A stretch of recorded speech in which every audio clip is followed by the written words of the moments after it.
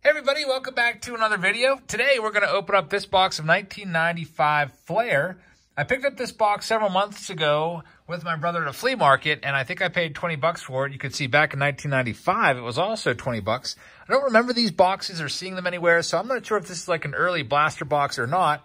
You can see there's only 13 packs inside, so it's basically like pretty much like a half box.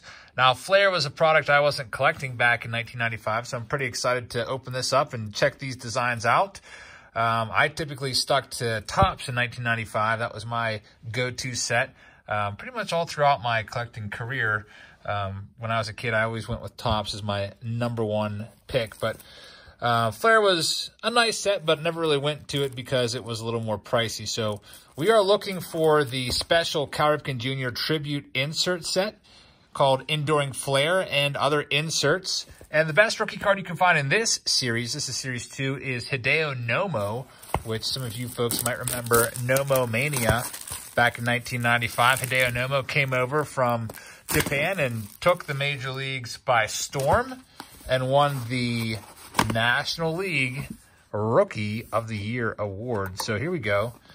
These packs are, pretty high-end looking. I don't think I've ever opened a pack of these in my life. Now that I look at this, looks like, I don't know, it's really tough to see. I can't even tell who that would be on the front, but let's open these up and see what we can find. You can see there's only 3 packs in that stack, and then we have 3 more packs, so that's 6. And then what is this? Look underneath the protective block to find a bonus pack. All right, so there's our 12 packs. And the bonus pack is literally just another pack. So let's get to ripping these and see what we can find. Hopefully we'll find some insert cards, but we shall see. So there's 216 cards in the set, as you see there. That's in each series. Overall, there's a grand total of 432 cards in the entire set. 216 in Series 1 and 216 in Series 2. Now there's the odds, so we'll be looking for those insert cards. There's no autographs you can find in here, so we just have to settle for insert cards. Infield Power, Enduring Flair, Wave of the Future, Hot Gloves. So hopefully we can find some of those. All right, so since I've never opened a pack of these before, I'm pretty terrible. Oh, it just slides right off. All right, that's kind of easy, I guess. All right, so our first pack, we have an Enduring Flair mail-in offer. And getting to the cards, we got Jeff Cirillo, former third baseman for the Brew Crew there, and then Jose Canseco. It looks like all these cards might be landscape. I don't remember having these cards ever, so let's check out the back. Pretty nice picture on the back there, and you also get the stats, most recent stats. Of course, Jose Canseco's first year in the big leagues was, I think, a little bit of 1985, right? Since he was in 1986 Donruss. All right, then the names are kind of hard to even see on there. You can't really even tell who this is unless you get the name right. Mark Aker, looks like Brett Barbary, Jim Abbott, Rick Aguilera, former closer for the Twins. We got Tony Fernandez, Wilson Heredia, looks like, and Darrell Hamilton, former analyst for the MLB Network. So I don't really know how to show these cards that well because they're all landscape. Kind of weird. Most of the time, typically cards are not that way. I don't know. We'll figure it out. So this just slides right off. Next pack. Looks like we have a good old checklist card on the top. I always used to be annoyed whenever I would get a checklist as one of my cards because I really didn't care about checklists. Some people like them, though. We got Bill Swift on the top there.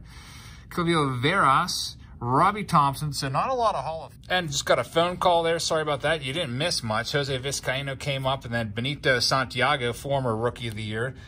Heathcliff Slocum, Gary Wilson. I don't even remember this guy, and I grew up a Pirates fan. And my brother's favorite player growing up, good old Jose Lind with the Kansas City Royals. So 2 packs down and 11 left to go. Pack number 3. 1995 was about near the end of my collecting career. I still would go on to collect a little bit, but not nearly as much as I did. And I think I'd say 92 to 94 were my biggest years. 95 started to slow down a little bit. Carlos Delgado, who fell off the Hall of Fame ballot a little too quickly, in my opinion, for his stats. He's a one-and-done guy. I think Delgado might get a second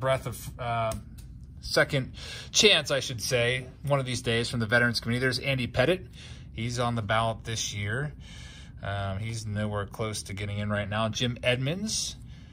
Terry Steinbach had some great seasons. Doug Jones, former closer there for the Indians. I remember him pretty well. And Roberto Hernandez, closer for the White Sox. So if you're buying 95 Flair, you might want to go for Series 1 because that one has most of the Hall of Famers in it that you can find. As you see, we are struggling to find some Hall of Famers. There might be a couple here and there, but so far, I mean, we're not finding anybody. And this pack is really giving me some trouble. So we'll just try to put a little slice in it. And there we go. All right, next up, we got a Hall of Famer worth, I don't know what these are worth. Maybe like 10 cents a piece. Tim Raines leads things off. And then we got Tom Gordon, father of D. Gordon. Kevin Seitzer, great professional hitter back in the day. Jeff Cirillo again. Jose Canseco again. So we get kind of a repeat there of the first pack. The collation, of course, coming back to bite us there. It's what happens a lot of times with cards from, you know, anything before. I'm trying to think when they got good with that and mixing them up a little bit better because, I don't know, sometimes I still feel like cards come up in the same order and stuff when I'm doing breaks. You know what? I'm just going to cut that right across that spacer. So we got Shane Andrews leading things off, and then Jason Christensen, another guy that I barely remember. Scott Cooper, former, third baseman for the Red Sox. Jeff Blauser was a name that you Braves fans will know. Todd Hollandsworth, another Rookie of the Year from the Dodgers. And we're not getting a bunch of commons. Tyler Green, and we finally have an insert card. It's Infield Power. Rafael Palmeiro. Infield Power, there's 10 cards in the set.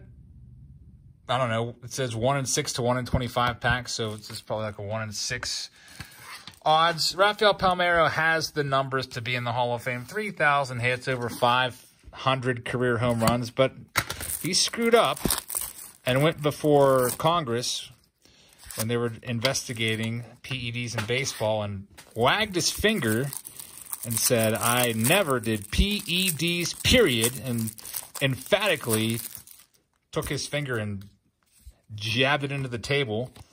And, of course, 2 weeks later, he was caught using PEDs.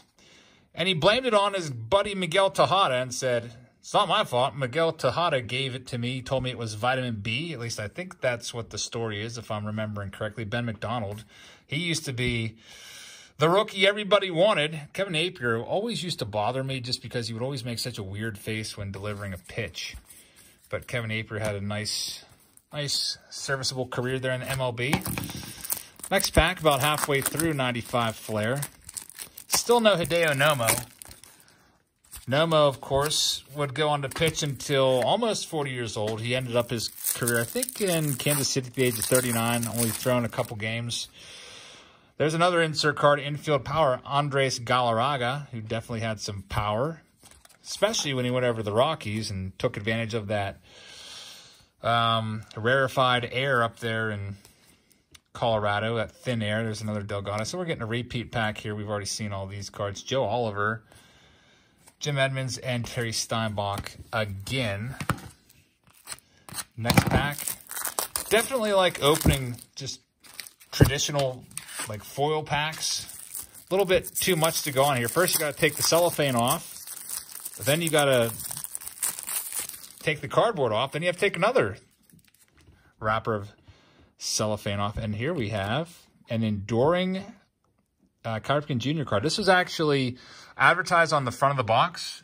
This, and I don't know what these go for because I'm not looking at online at eBay. I would guess maybe $1 or $2. It's listed in Beckett for $10. This enduring series from Cal Ripken Jr. I think there's 10 cards in the set, so this is card number 5. Commemorating 8,000 consecutive innings. Pretty cool card. And here we go with the rest of these. So many commons in this second half here. Sid Fernandez, Ray Durham, Joey Cora, Jack McDowell, who once flicked off the entire crowd when he was taken out of the game. You might remember that if you're my age. Remember, he was coming off the field. Was it Yankee Stadium, maybe? He was being booed. He didn't like it, so he saluted the crowd in an inappropriate manner. And ever since that, when I was a kid, when I saw that, I was like, okay, don't like you anymore, Jack McDowell. All right, next up, we got Ray Lankford leading things off. He was kind of a pirate killer back in the day. David Justice had a really nice career. Antonio Osuna, relief pitcher for the Dodgers there. Phil Plantier was a big name back in like 1991-92 when he was a rookie. Everybody was all about Phil Plantier cards. And then, of course, he didn't really become the big-time home run hitter that we thought he was going to become.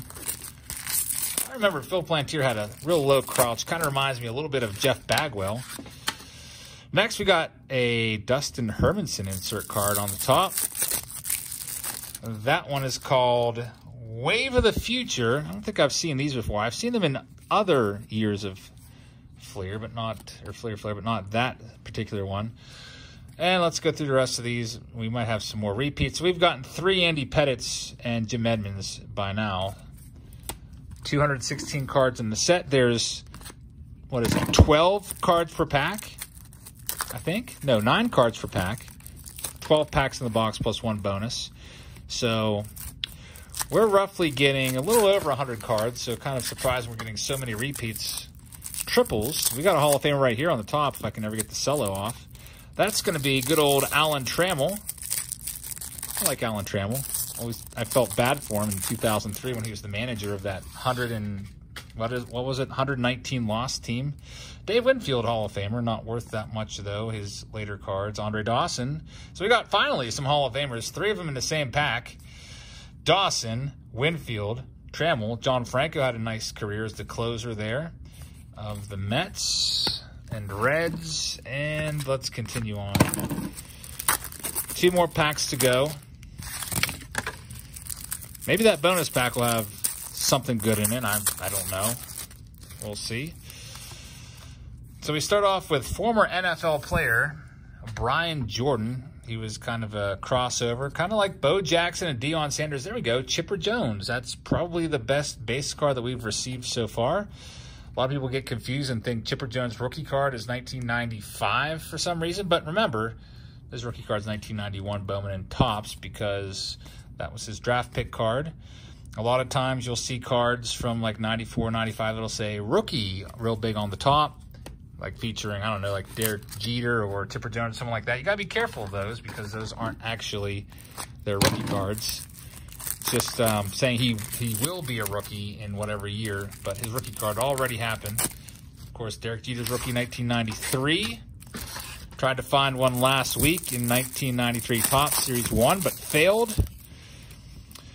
Might do another Jeter search tomorrow if my Throwback Thursday box comes in. I'm not sure if it will or not. Terry Mulholland from Uniontown, Pennsylvania, if I'm not mistaken. And they're not going to tell us on the back.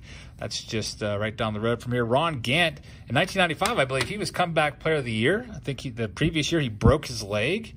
Yep, on a motorcycle. We can see in 1994, broke his leg in a motorcycle accident, was picked up by general manager Jim Bowden. It's just kind of like, hey, let's give this guy a chance to see what he does. And he went on to hit a ton of home runs and have a great season in 1995 for the Reds and win Comeback Player of the Year. Larry Walker might end up a Hall of Famer. It's his last chance to get in this year. He needs 75% of the vote. He's over 80% right now, so if that trend holds, he might sneak in there. You might see Larry Walker in the Hall of Fame this January, or at least inducted into the Hall of Fame, or elected, I should say. The induction's later this summer, along with Derek Jeter. I think Derek Jeter should get 100% of the vote. We will find out come, I think it's January 20th or 21st. One of those dates, they announce who gets into the Hall of Fame. We'll find out a little more about that as we move closer and more writers release their ballots to be public, and it's compiled by not Mr. Tibbs on Twitter for us all to see. So thank you so much for watching, everybody. Hope you enjoyed this old blaster box opening of 1995 Flair Series 2. I hope you have a great rest of your day. If you're new here, make sure you hit the subscribe button. And also, if you like the video, hit the thumbs up button. I'd appreciate it a lot. That's all for now. See you guys tomorrow. Have a great rest of your evening.